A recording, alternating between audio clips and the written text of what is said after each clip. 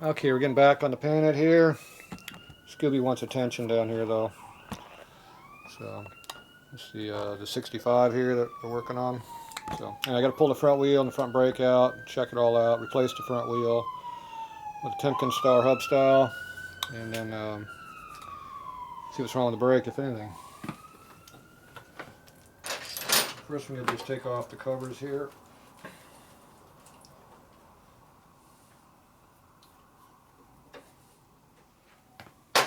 One off. Ooh, heavy duty. Put a cotter key on this sucker. I'm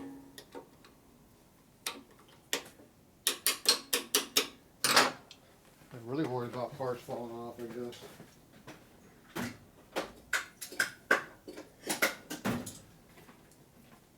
Well,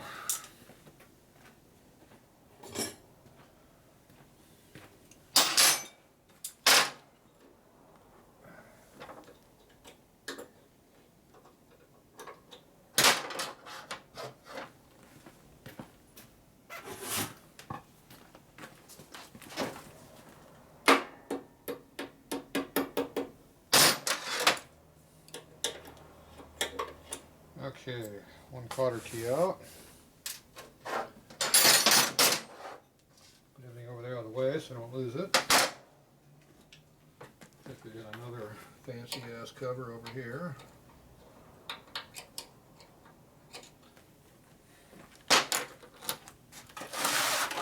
Box of crap in the way.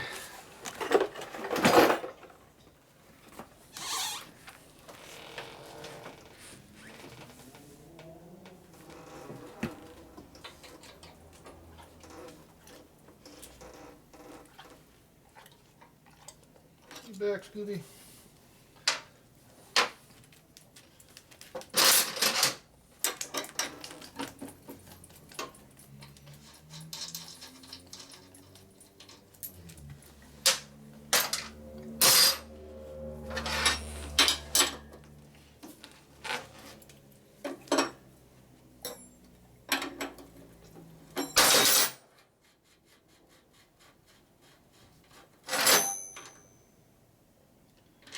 Always one more part to take off.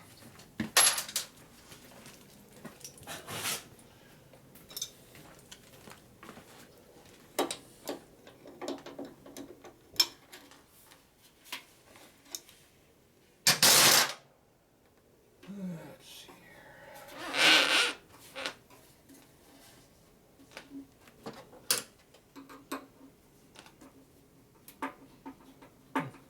You got a sheet metal screw in this. Yeah, maybe it's threaded in there. Yeah, it actually got a threaded insert in there. That's good. Just wanted to put a cable on this thing all the way at the top. Get rid of this tube that's on here. So, see about doing that. That just took off someplace. Somewhere on the floor the screw went to. Or something else. I don't know what that was. Something took off. Must have been important. You'll never know. At least not until I find on the floor.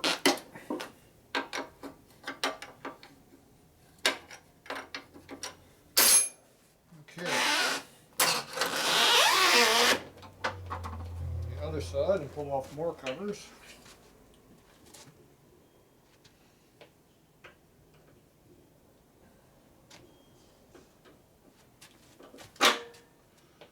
Could have one more cover on everywhere. Okay, I got pretty much everything off this side. Now we go over here to the other side. And we get to work on this side. So I got this axle cover off, so now I got access to the pinch bolt here. Pull them off, those are 1/2 inch.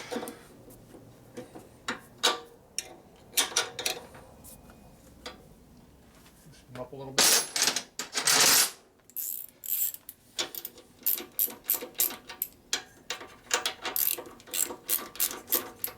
Make sure the cap's loose now. Okay, right now the wheel's touching the rack, so we gotta get it up in the air a little bit more.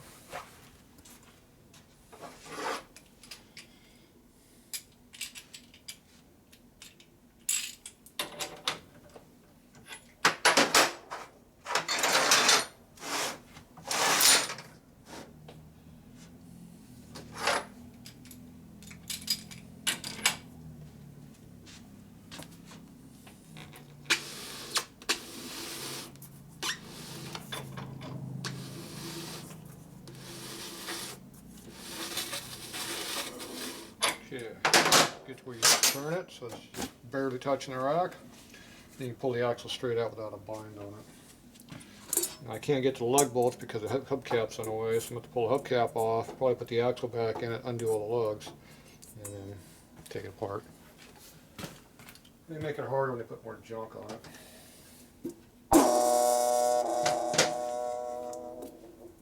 Ooh, it's got a good banging noise to it, doesn't it?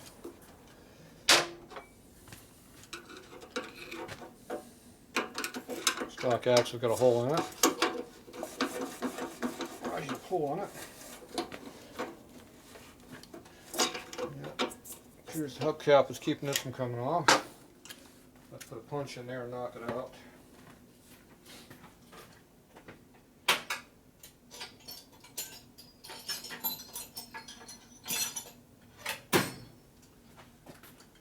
Alright, so get a drift punch. There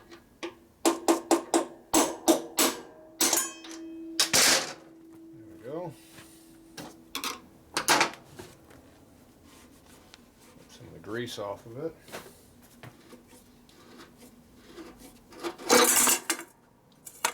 And now the hubcap's out. What if he wants that back on? Wipe off all the extra oil on here. Not supposed to have oil on your axle anyway. Grease maybe, but not oil. Okay. Again. Okay, now I get the lug bolts that are behind here.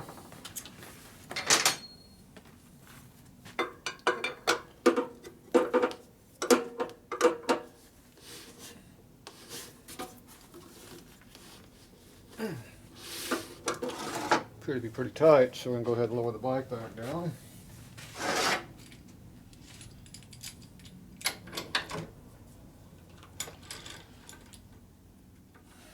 Puts weight on the wheel so it won't rotate. At least not very much. It'll probably still rotate. Oh yeah. These things are pretty rusted in there, I guess.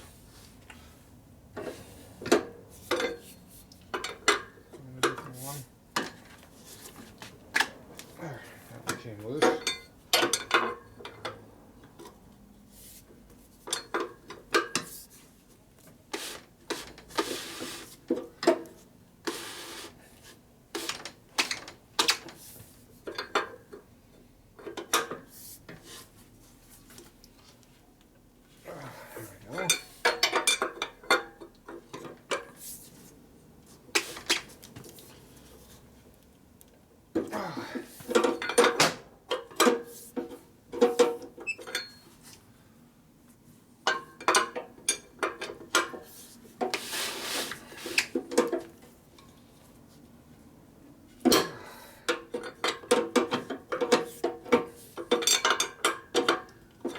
There we go.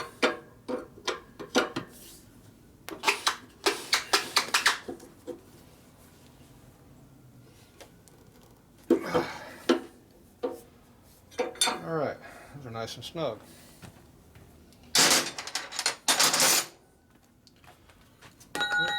Drop it on the floor. Alright, so now I'll use a little short one. Better access.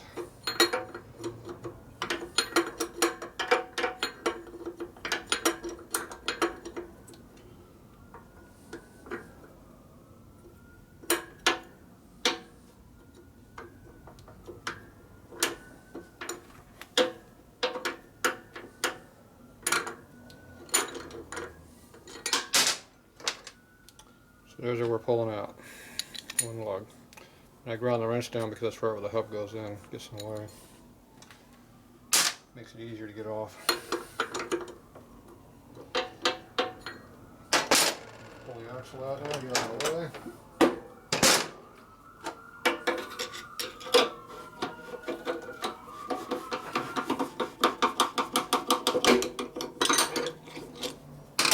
Oh, I forgot to do something. Oops. Gotta take the wheel off, weight off the front wheel. Maybe I should do that, make it easier.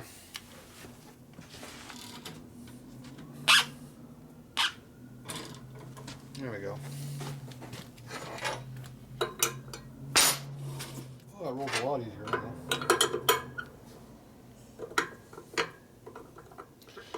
So now you take all these lugs out.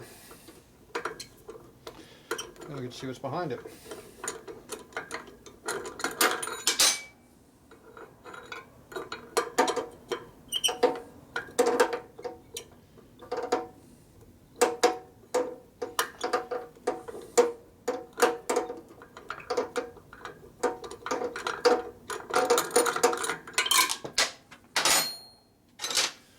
Let's see if we get a better shot over here of what we're doing.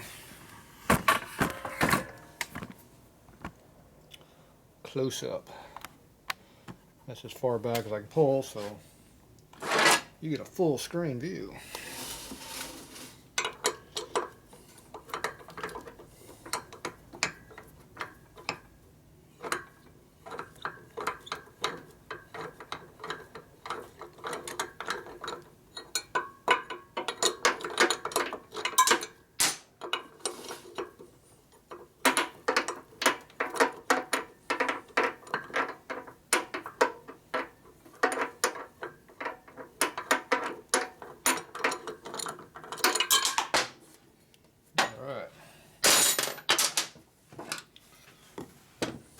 Now let's see if this is going to come off or not.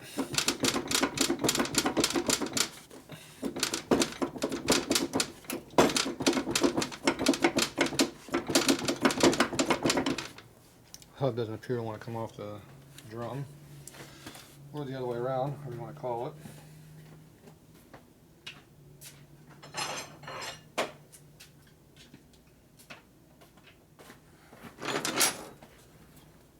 So we're going to get a little adjusting tool here, piece of metal, and knock it out.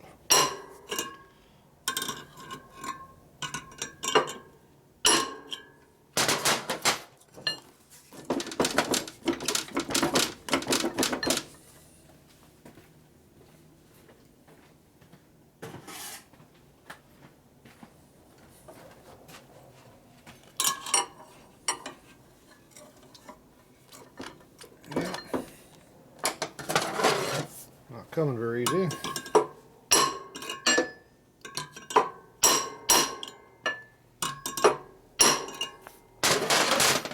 Not coming at all. Nope.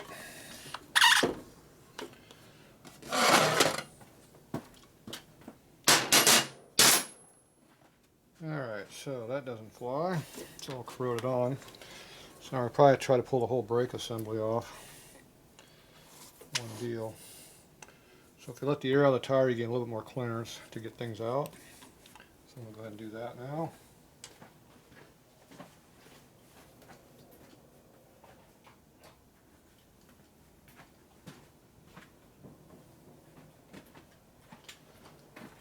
Handy dandy valve stem puller.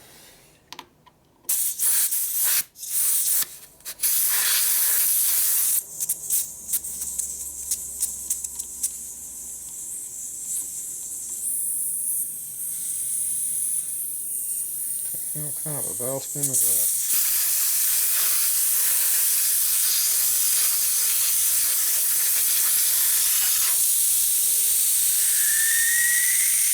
Like that. The whole thing's kind of unscrewed.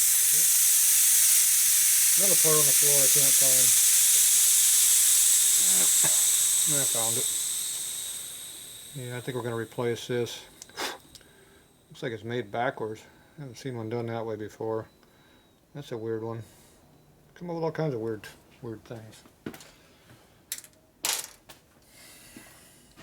Alright, now I'm going to see if we can get this thing out of here. Now the front brake is going to be a problem. Cable. It's a whole nother problem by itself.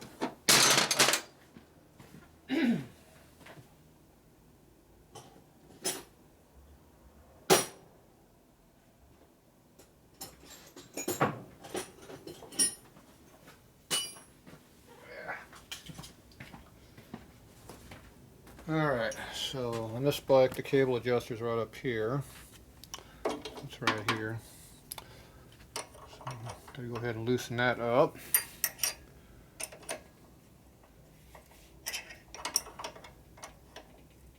Oh, that wasn't even tight at all.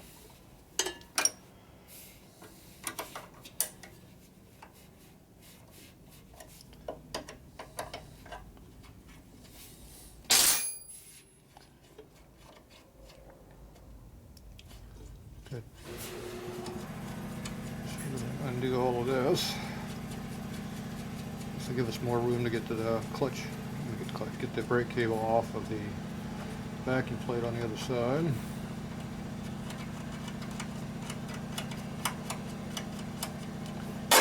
Okay, now that's back off. Now let's see if we can get the whole brake assembly out of this thing. Move that away. Over here to the other side of the bike now.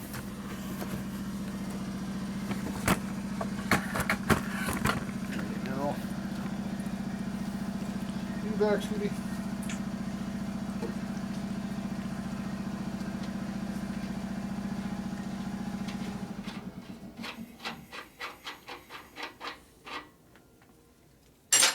You can either try to take the brake off the brake shoes, you either try to pull the whole backing plate assembly out. I'm going to try to do the whole backing plate assembly. I have to get this brake tube out of the way. Can't slide the backing plate over if you got the tube against the fender.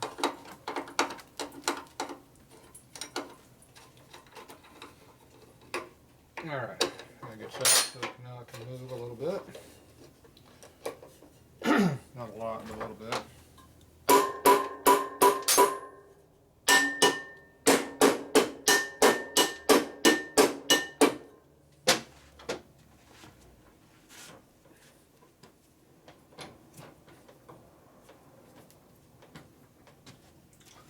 Don't think it's going to come out very easily.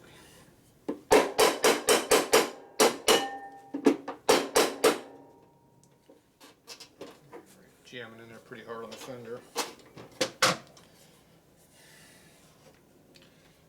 we got another inch and a quarter to go. It's not going to come out that way. So I'm going to push it all the way back in there. I'll go ahead and try to pull the just the drum off over the top of the shoes. See if we can do that. Put the nut back on the sleeve here to hold the backing plate on, so I don't have to fight it coming up with it.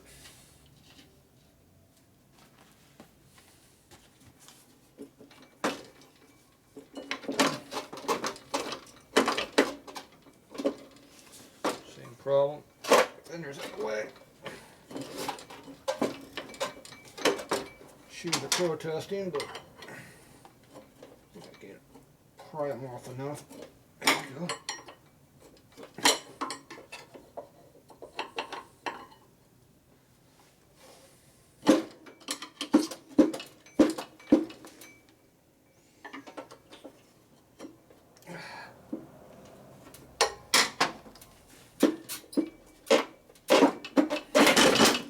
There we go.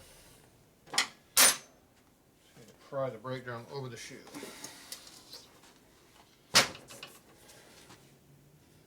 Now, why is this brake drum not coming off? Probably because it's rusted on. So we take our adjustment tool here. Foot out of the way would be good. See what it really takes to get the drum off.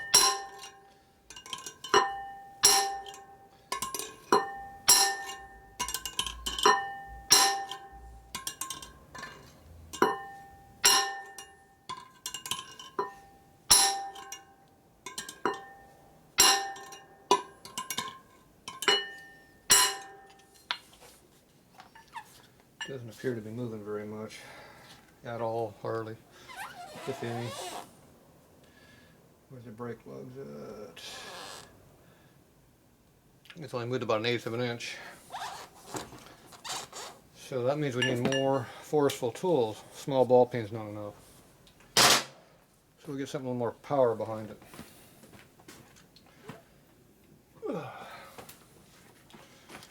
body hammer.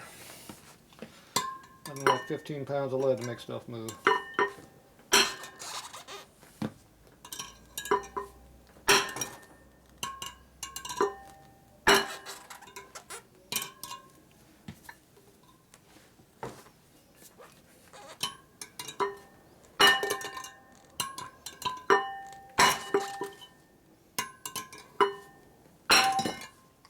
Yep, force. Lead works really good because it puts a lot of pushing power, but it doesn't have a lot of shock load to break stuff. It's like a dead blow hammer. Makes up a lot heavier. Alright, so we got our brake drum here off. Not sure what's on there so tight, but there's a little evidence of light rusting, but not really what you would think would be real rusty holding on. It's probably just a lot of layers of paint on there.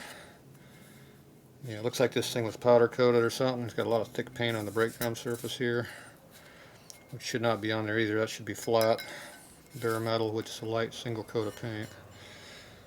And then on the inside here, you can see it's got rust in the drum itself, just from sitting, not really pitted or anything, just building up.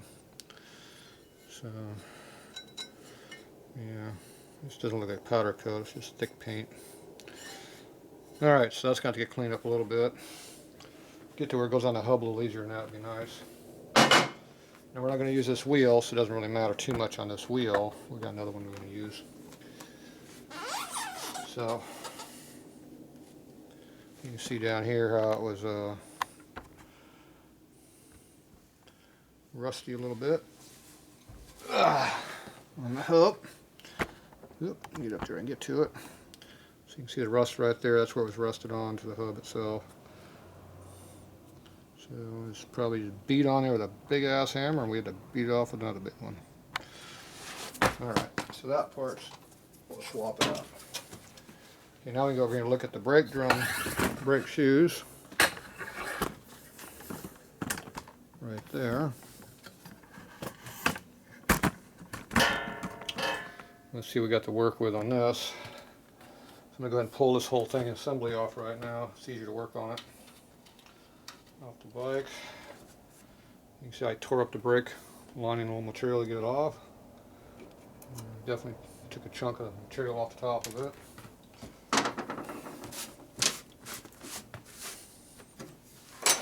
So that's not how your brakes are supposed to come out.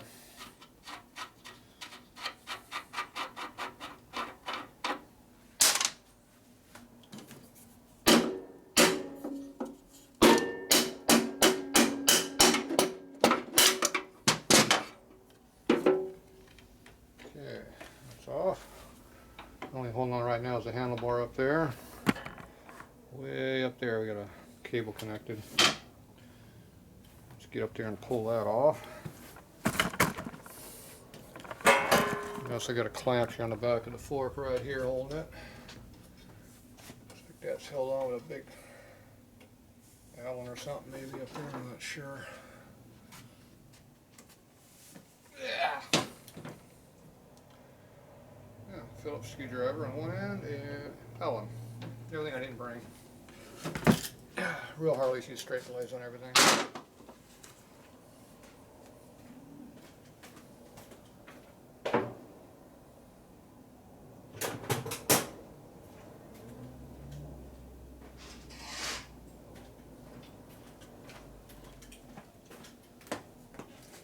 Alright.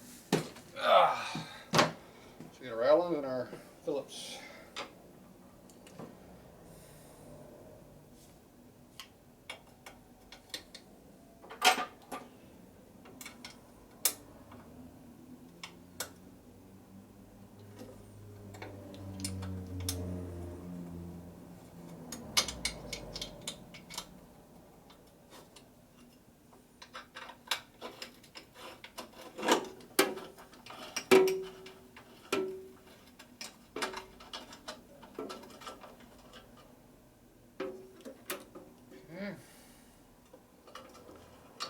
That part's off.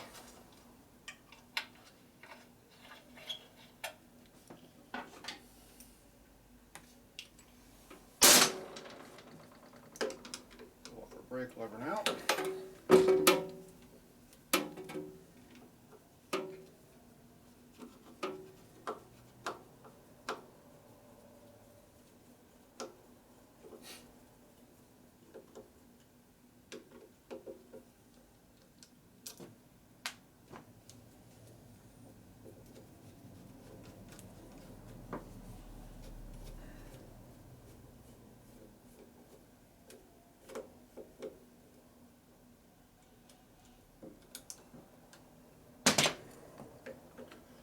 Alright, there's our brake lever.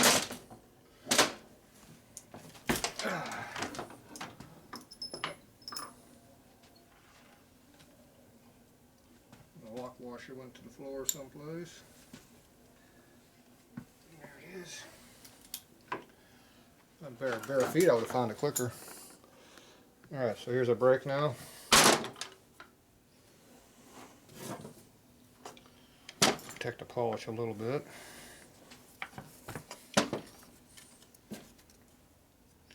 Okay, there's our axle sleeve. We'll be reusing that.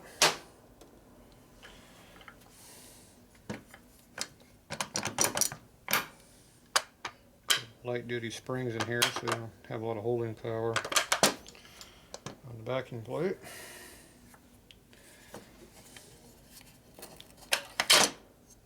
You can just pretty much pull these things off with your fingers like this. That's not enough spring tension.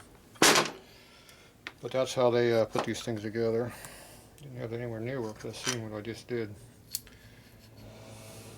So basically these heavy duty springs are not that heavy. So when you open them up like that, your hand's not very good. Maybe find something a little bit better. Now, you see that rub mark right there? That's not a good, that doesn't make your spring work very good when you ground it halfway through it already. So that was hitting on the brake drum, spinning around in a circle probably. Probably made a little bit of noise. See, this one here doesn't have the rub marks on it. So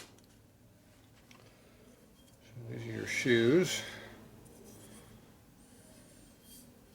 So this one here I broke a little bit by tearing it off, but it's not really going to hurt it any.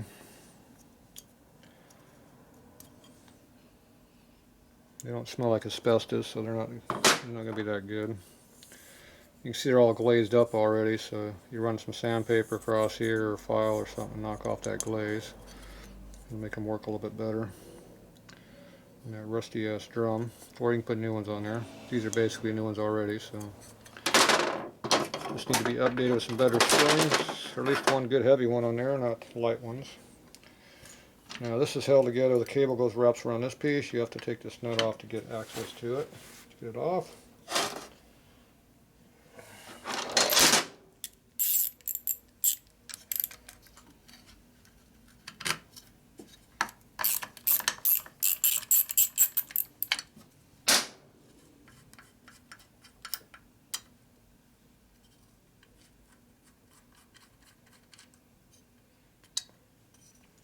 Okay, so this here just has a cover right here that wraps around this cable and holds it on the lever here. So it's shaped like that. You can see how the cable just wraps around like this, and then it goes in there.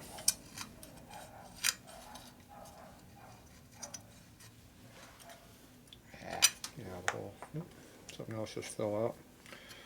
So this here just closes around like that, wraps around here, and that's what holds it in the stud, around the stud, so it can't pull through. So that's how these work. Now we're going to eliminate this tube. Blow this thing out again. I'm going to take this tube off, which means I got to change the tube. I'm going to have to put a different cable on because the cable is going to be too short. So I got to take it off our lever up here. And this here is the retaining clamp, I guess you'd call it. It keeps the cable from rattling around on the fork up there. And now this is an aftermarket lever, same as a clutch lever. So you just open it up, slide it out, and it comes right out. So you got the plastic bushings are in here. Those are important. And don't know if you can see it in there, but that's the pin that goes through here has a groove in it with a big hole in it that this cable hooks into. The barrel hooks into it, and that's what locks it in there. Boom, just like that. Pretty straightforward device. Makes it easy. It's not hard to work with if you know how they work. Just make sure you keep the bushings in there. The bushings are split, so I always like to put the split part where you're not pulling. So right now all your force is right here and the bushings are right there. So I like having the bushings rotated away from that area. So you can just take them and move them around a little bit. This one here is in the same problem area. There. So now I put the split back over here. A little bit more.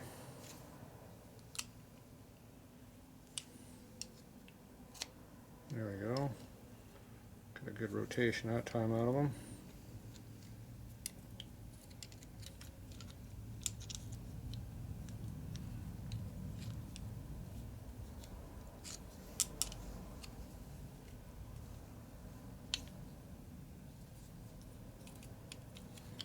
Okay, so now the split is right here, and our pressure's on this side, it's 180 away. So now when you wear on the bushing, it's not going to try to split the bushing apart. It gives you a nice good full contact on the wear surface. So it gives you more reliability. This one's still pretty tight on the pin here. They get pretty loose. The looser they are, the more travel you lose, the more leverage you lose. And the work is good. What a shocker. I'm going to keep this piece. And this piece here we're not going to use, so we're just going to tie this back up. Get back to customer. We are going to reuse the dill clamp right here. This actually isn't a dill clamp, but it kind of looks like one. Cable clamp, whatever you want to call it.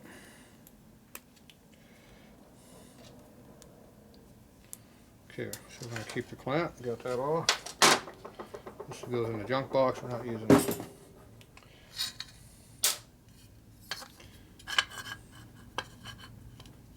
So it appears to be working pretty good. So we're good. Don't know why we got all this oil in here again. When your grease turns the oil, it's not very good grease.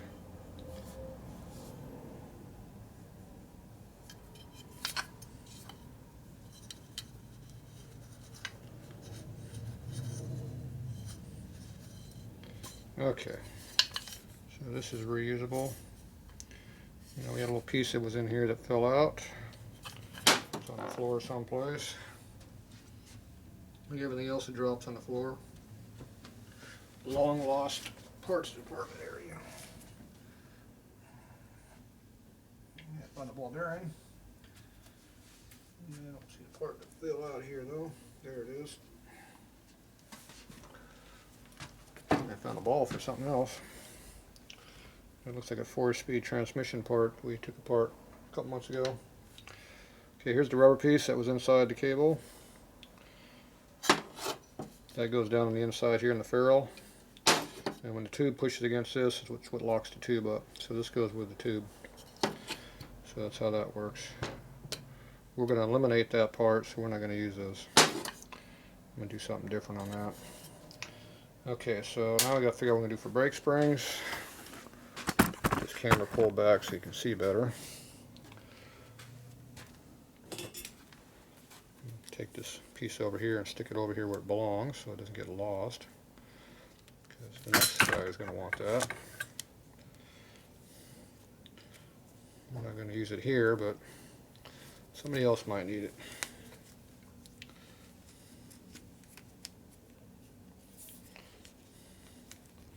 Problem is it probably won't stay on there.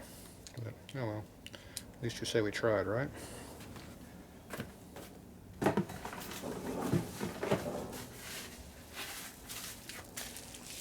Front axle, FL. So this is our new front axle.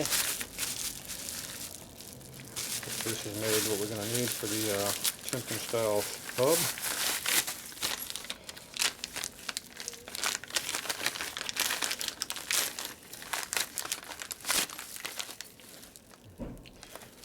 chrome on it at least. It came with a new nut kit. Now, you know that's some quality hardware there. That's the kind of crap I throw in the trash. I might reuse the cotter key though. Not the rest of it. Where's the original axle? Okay, here's the original axle. Now here's why you can't use the original axle. See, the original axle is cut down right here, stepped up to here, it's up to bearing size. On a Timken Star hub, the Timken's right on this axle right here and here. Obviously, this one here is going to be loose on this side because it's not straight all the way across. This one's the same size all the way across, so the bearings are tight. So that's why you can't use stock axles. We need to put Timken Star hubs in there. You have to change your axles out. Otherwise, the wheel will be loose because the bearing's just going to flop up and down like this. Even though everything's tight, it's still loose. So just because the nut's tight doesn't mean anything's tight. It just means the nut was tight. Nothing else is. It's a common problem in bikes. People think they tighten a nut down, everything's tight. Okay, so anyway, that's the differences. So that's why we're changing this out. Okay, I'll go get the phone and go find some springs. I'll be back.